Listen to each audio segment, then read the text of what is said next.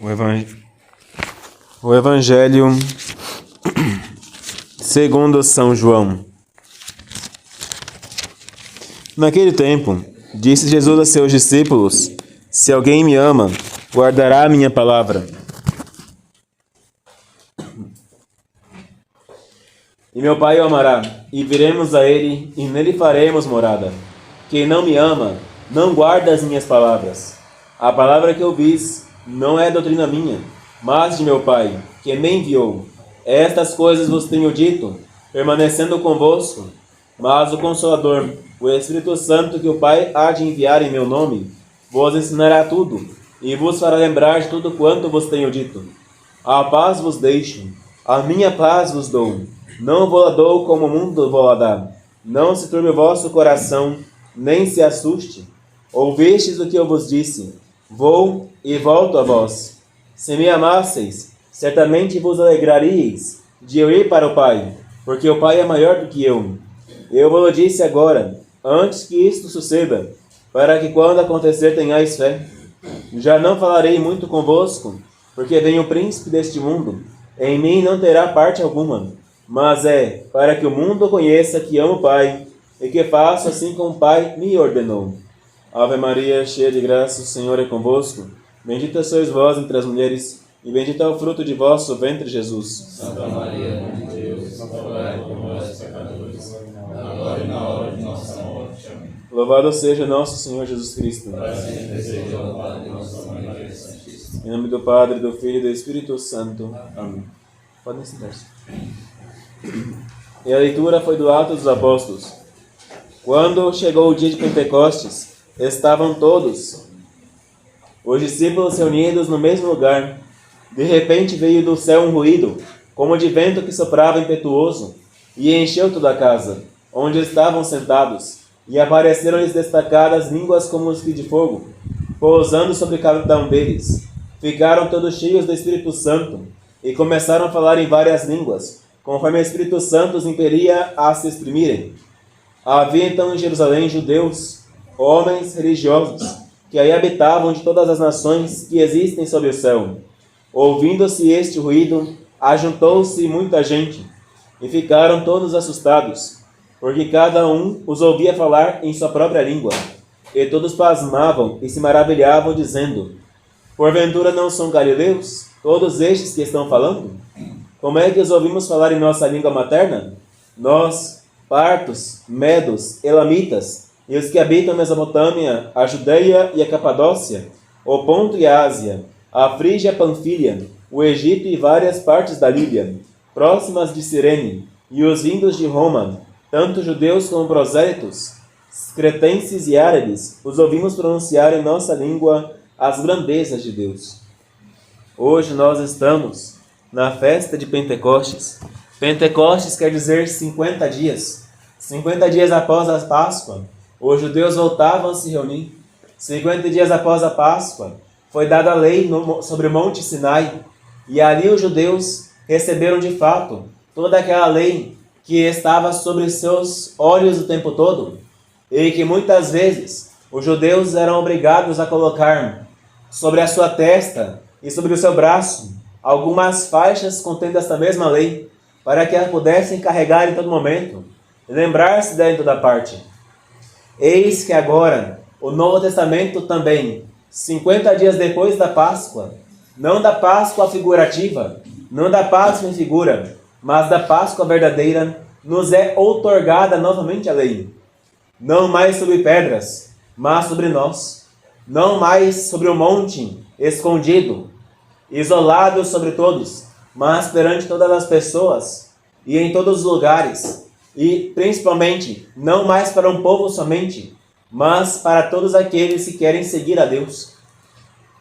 De fato, essa lei verdadeira, a lei do amor, a lei que nosso Senhor Jesus Cristo nos ensinou com a sua morte e que o Evangelho de hoje nos traz na recordação, vou mostrar-vos agora, para que o mundo saiba que eu amo o Pai, que eu vou me entregar à morte.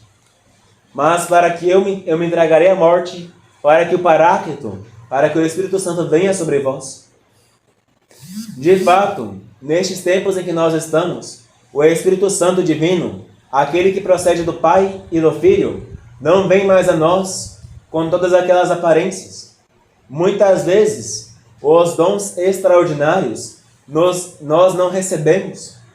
Muitas vezes nós temos o Espírito Santo em nossa alma quando estamos em estado de graça, mas nós não temos aquela desenvoltura de poder ver ou a luz, como foi quando São Pedro batizou a Cornélio, ou como fogo, quando desceu sobre os apóstolos reunidos no cenáculo. Todavia, o Espírito Santo de fato desce sobre nós e nos marca como um sinete em nosso coração, como um sinete em nosso braço. Um sinete em nosso coração. De fato, a lei do Senhor no Antigo Testamento era uma lei de pedras, dada sobre pedras. Essa lei antiga, ela era dada e escrita pelo próprio Deus com os seus dedos, sobre 2 tábuas. E estas tábuas foram guardadas dentro de uma arca chamada Arca da Aliança. E esta arca só era podido presenciá-la pessoalmente o sumo sacerdote. Ninguém mais poderia adentrar no lugar em que estava a arca. E nem mesmo este sumo sacerdote tinha autorização para abri-la, exceto uma vez a cada ano. Na lei nova, não. Na lei nova, todos nós nos quedamos como que fôssemos arcas. Não mais sobre uma pedra escreveu o Senhor Deus a sua lei, mas sobre nossos corações. Não mais com o seu dedo, mas com seu sangue e água que jorrou do coração de Cristo. Nós temos a lei em nosso peito, a lei original, a lei perfeita, a lei da caridade. Não mais estamos obedecendo a Deus pela dor e pelo temor da morte. De fato, temos que temer morrer. Muitos morreram por não obedecer à lei de Deus. Todavia, nosso temor agora não é mais sobre a morte, mas sobre se amamos verdadeiramente a Deus ou não. É sobre se estamos de fato fazendo a vontade de Deus ou não. Eis que a lei em nosso coração não é mais aquela lei morta, mas uma lei viva. Uma lei viva que vivifica. Uma lei acompanhada da graça criada, que é aquela graça que nós recebemos no nosso batismo, mas principalmente da graça incriada. Eis que nós temos o próprio Deus habitando em nosso coração. O próprio Deus que habita em nosso peito. É o sinete que nos lembra continuamente: vós tendes um Deus para amar, vós tendes um Deus para obedecer, tendes um Deus para escutar. Nós temos este sinete em nosso coração cotidianamente. Se nós não perdemos pelo pecado, ele está lá em nosso peito. Eis que estou à porta e bato. Se abrirdes, entrarei convosco e cearei convosco, e o vosso gosto será perpétuo. Eis que nosso Senhor quer habitar em nós e de fato habita em nós. Mas, para que nós o reconheçamos, temos que abrir a porta. Mas não a porta de fora. A porta de fora já está fechada, mas porque nós estamos fora. Mas a porta de dentro. Temos que entrar dentro de nós, buscar o Deus que habita em nosso peito, vasculhar cada uma de nossas entranhas, vasculhar cada recôndito de nossa alma, buscar em nós este Deus eterno, misericordioso e amável, que se dignou habitar em nosso coração, se dignou habitar dentro de nós. Nós somos o templo de Deus e o Espírito Santo habita em nós.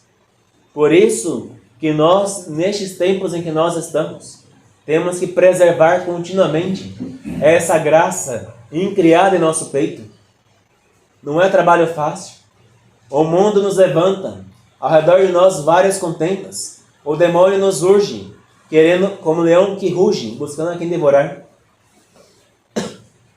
A nossa carne, ela quer somente aquilo que é contrário ao Espírito. Todavia, nós temos que levantar-nos contra a nossa carne, contra o mundo e contra o demônio. E nosso Senhor que habita em nós, nos dará a sua força. Me imprimirei como sinete em vosso braço. Eis que, quando nosso Senhor habita em nós, as nossas ações têm que corresponder a este mesmo Deus. Hoje em dia estamos num tempo em que muitas almas, elas acham que é muito tranquilo amar a Deus no interior, mas não buscá-lo no exterior. Ah, não importa. Deus vê meu coração, mas não vê meu exterior. Não importa se eu uso roupas indecentes e curtas, escandalosas, que atraem olhar sobre mim. Não importa se uso calças apertadas ou roupas que vão evidenciar as minhas formas. Não importa se eu pratico a impureza. Não importa se eu mato, se eu roubo. Não importa se eu minto ou se faço qualquer outro ato. Deus vê só meu coração. De fato, Deus vê só o coração. E como dizia Jesus Cristo, dos corações que não têm Deus é que brotam as impurezas, as maldades, os roubos, latrocínios, injúrias, maledicências, palavrões. Do coração sem Deus é que brotam todos os pecados. Se Deus vê só o coração da pessoa que não pratica o bem, então de fato aquele coração está parecendo uma cloaca de impureza, como dizia a Virgem Maria em La Salete. Parece-nos aquele lixão, aquele aterro, onde passamos perto e já aquela podridão nos sobe, invade as nossas narinas e parece que não há nada ação ao redor de nós. Se nós separarmos bem, Deus vê só nosso coração. E de fato aí que está o terror para nós.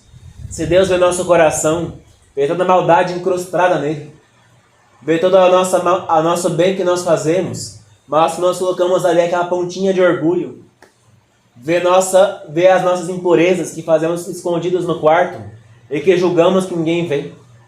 Vê a nossa maldade quando nós colocamos aquela roupa indecente e que andamos na rua buscando como um leão que ruge a quem nós queremos devorar. Quando colocamos aquela calça apertada, quando andamos com aquela roupa indecente, indecorosa, quando andamos com aquele short curto, aquela roupa que demonstra aquilo que nós guardamos aqui no nosso colo. Quando nós andamos sem camiseta, principalmente os homens, quando nós fazemos qualquer coisa dessas, então Deus vê de fato a intenção de nosso coração, a intenção de não agradá-lo, a intenção de borrar da existência da nossa alma tudo aquilo que agrada a Deus. De fato, não é Deus é nosso coração. Deus perscruta os corações e os rins, mas o exterior demonstra o que passa por dentro. Se nós não fazemos bem por fora, como é que nós dizemos que nosso coração está limpo? Se nós fazemos o mal por fora, como é que nós temos ainda a cara de pau, a sem vergonhice de falar que nosso coração está puro? Ai de nós! Imprimi-me como um selo como um sinete em vosso coração, como um sinete em vosso braço. Deus, Ele quer habitar em nosso coração, mas as obras do coração têm que passar para fora. Um sinete em vosso braço. Para lembrar-nos de Deus, para vivermos com Deus, as nossas obras interiores têm que passar para o exterior. A nossa vontade interior, o nosso desejo de amar a Deus, tem que passar para fora. O nosso desejo de agradar somente a Deus tem que ser expresso com as nossas ações de fora. Imprimir como um sinete em vosso braço. Lembremos-nos, as nossas obras perante os homens não ficam desconhecidas. No mundo sempre haverá escândalos. No mundo é inexistente a quantidade de escândalos. Mas estes escândalos vêm de duas formas: de forma ativa ou de forma passiva.